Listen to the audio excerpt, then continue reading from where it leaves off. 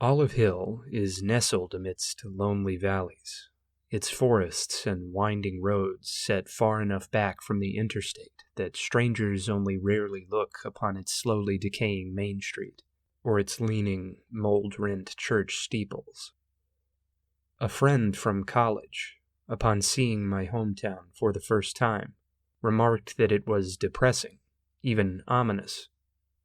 This is not an uncommon reaction, but it had never stopped me from feeling at home here.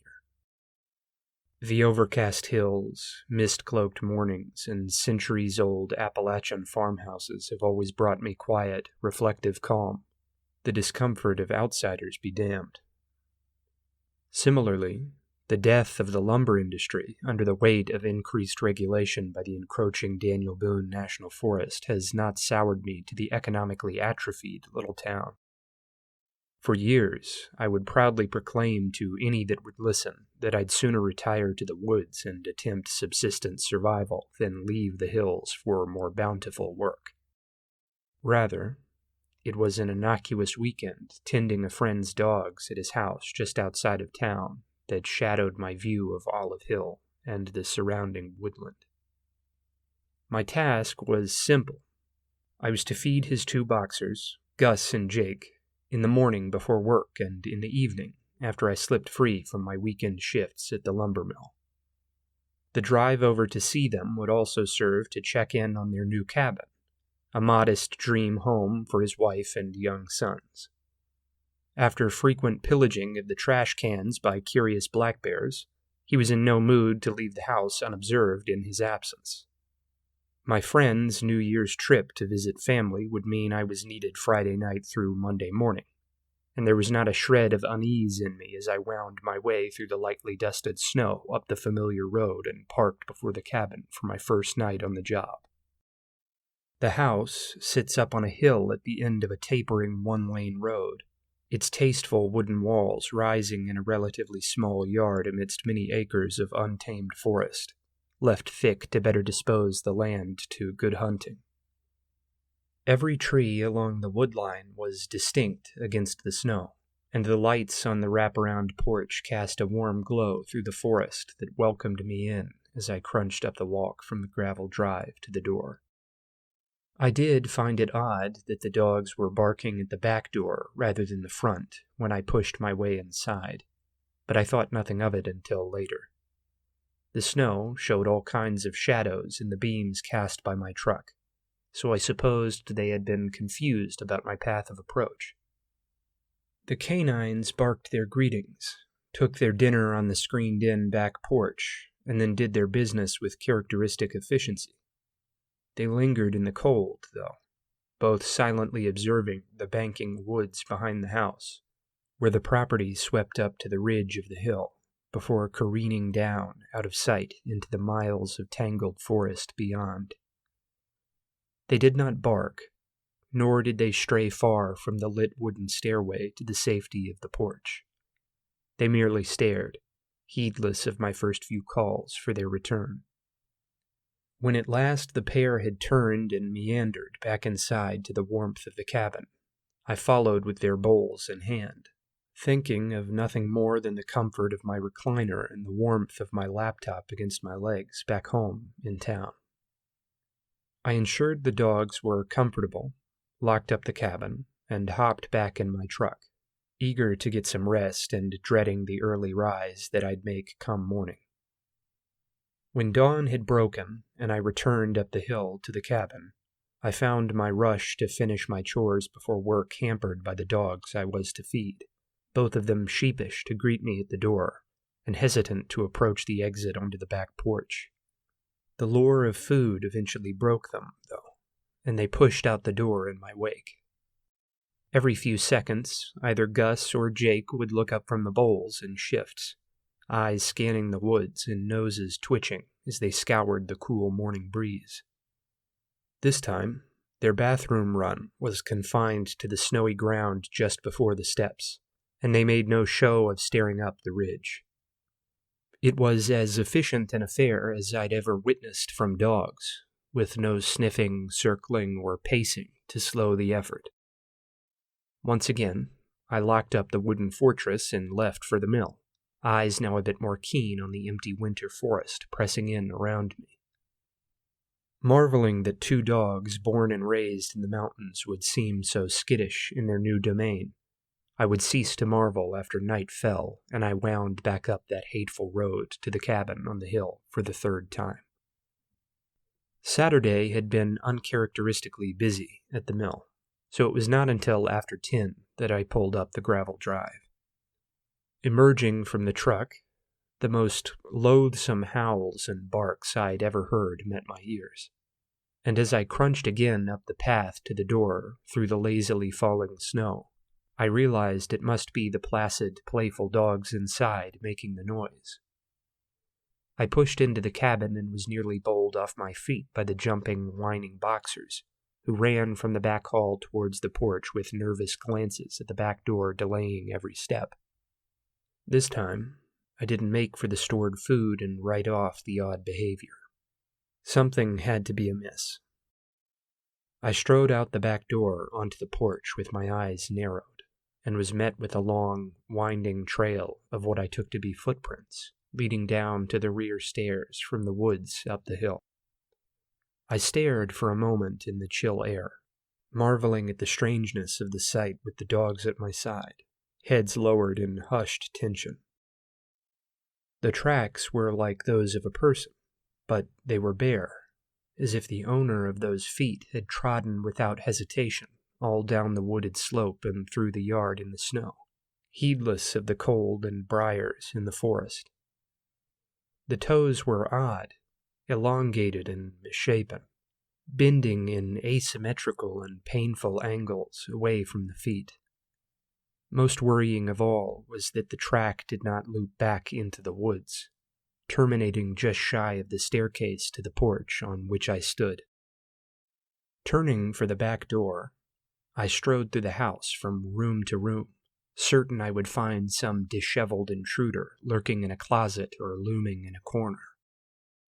I found not a single drawer ajar or blanket askew, and I poked my head through the front door to find the moonlit snow of the undisturbed front lawn equally in order. Then, the howling and growling started again, sounding more pitiable than intimidating, back on the porch where the dogs had stayed.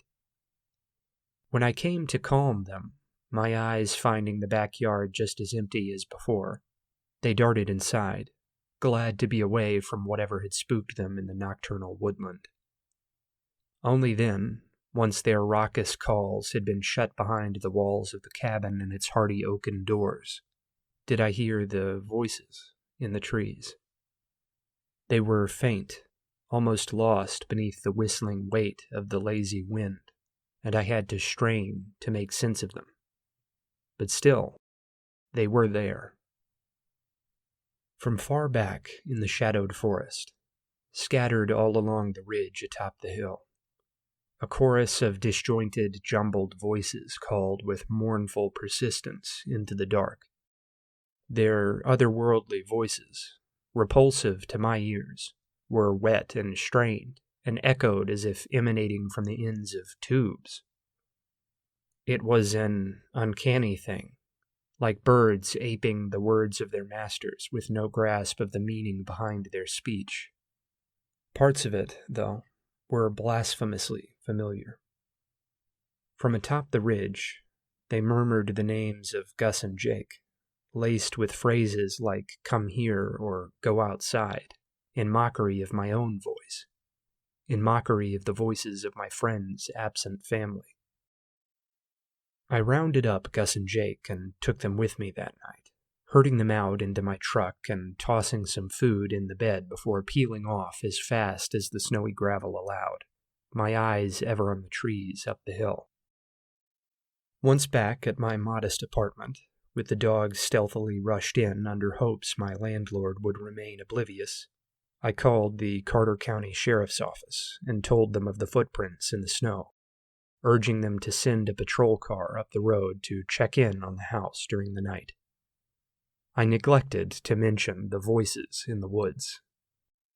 While rationality told me it was teenage hunters or hikers who had wandered off course and sought to entertain themselves at the expense of a local dog sitter. The nature of the voices kept that rationalization firmly at bay. I somehow knew they were not normal, and resolved in those moments that speaking of them would only muddy the situation. My call to my friend, too, was void of any details about what I had heard. After informing him that I'd spirited his dogs away and set a watch on the house, I only dared ask if he'd ever heard any odd noises around the property. When he replied in the negative, I decided to keep my sanity fully unquestioned and let the issue drop. Sunday, I called in sick to work, spending the day trying to keep the dogs quiet inside.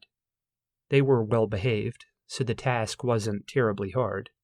But, truth be told, I had larger reasons for staying home from the mill. I had to catch sleep in the light of day, for I'd gotten none the night before, and each hour or two I bolted upright with the image of the yawning woodline behind the cabin freshly burned into my thoughts, the sound of those inhuman voices still ringing in my ears. Such thoughts wouldn't leave me as I trudged through household cleanup and lounged with the boxers that afternoon, ever glancing for the window in the woods beyond, as if any moment my name might be called by unseen forms amongst the trees. That evening, as night closed in, my friend called and urged me to visit the cabin before dark and double-check the doors and windows, just to be certain the home was secured. I wanted to refuse, loathing the idea of driving back up that winding road to the snowy cabin in the dusk, but I could tell he was worried, and I figured I could use the quick trip to grab leashes and supplies for the dogs. Besides, I could hardly excuse myself by saying I was afraid of monsters in the woods. I made sure the boxers were secure in my apartment, tossed my shotgun into the passenger's seat of the truck, and made for the house, racing the dipping sun so its rays could comfort me on the lonely trip up to the cabin. The cabin, for all my worry, was placid and undisturbed, looking every bit like a postcard with its windows and porch aglow against the muted backdrop of the winter woods. There were no misshapen footprints in the snow around front, nor did I spot any around back when I rounded the cabin with shotgun readied to try the back door. Finding everything secure, I produced the keys and slipped inside, making straight for the utility room where the leashes and cleaning supplies were kept. I might not have witnessed anything strange outside, but I was not keen on wasting a single minute of the waning light by hesitating now. It was only as I wrapped my hand around the leashes and began to celebrate my small victory that I heard the noises. Slow at first, but rapidly building to a rattling frenzy, there was a rapping at the back door of the cabin. The sound was that of a hand knocking upon a door, but was somehow much more hollow than that, as if it were a cane or a tree limb rather than a fist doing the knocking.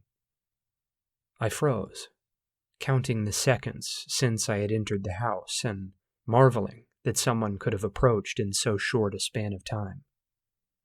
Perhaps an officer with the sheriff's department had swung in behind my truck, I told myself.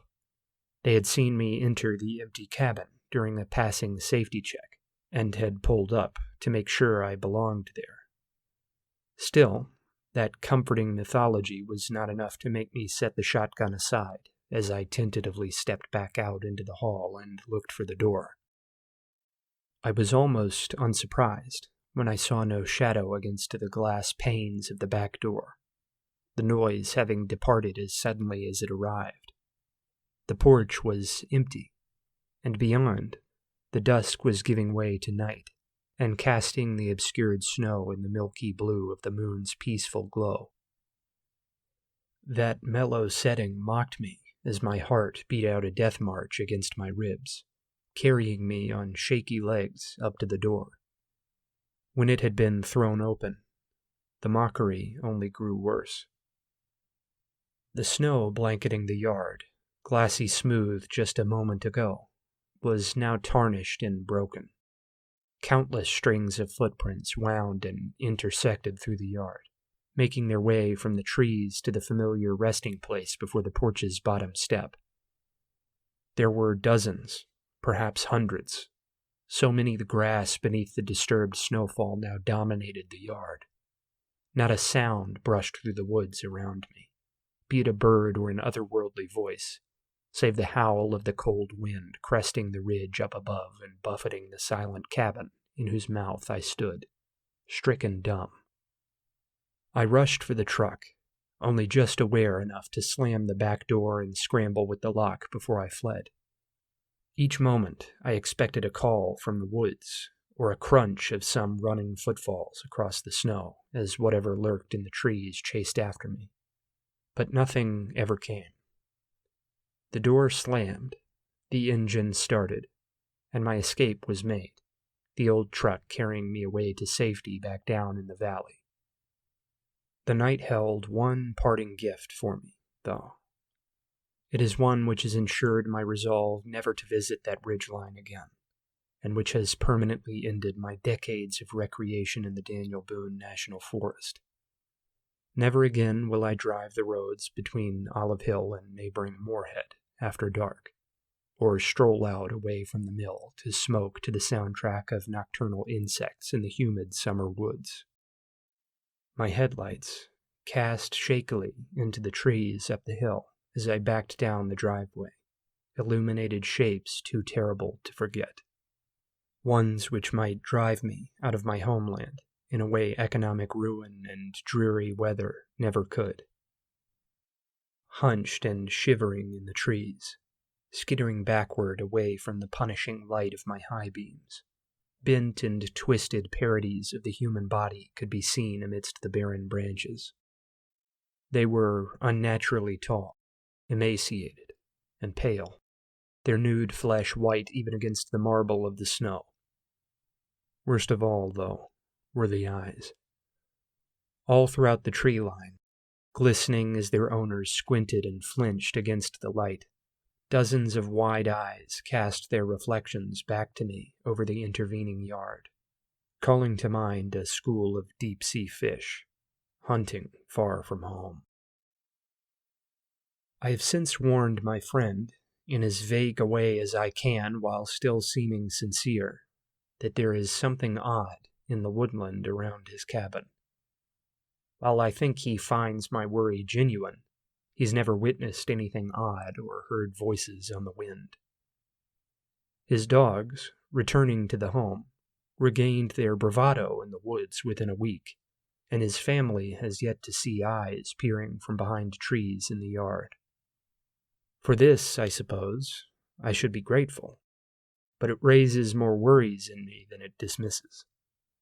Where the things have gone, assuming they were ever there, is hard to guess. What their aim was, if indeed there was an aim, is even harder to guess. All I can know for certain is that the darkly beautiful wooded hills and vales that suffocate this land hold a foreboding, malign presence for me now, one I would never willingly disturb.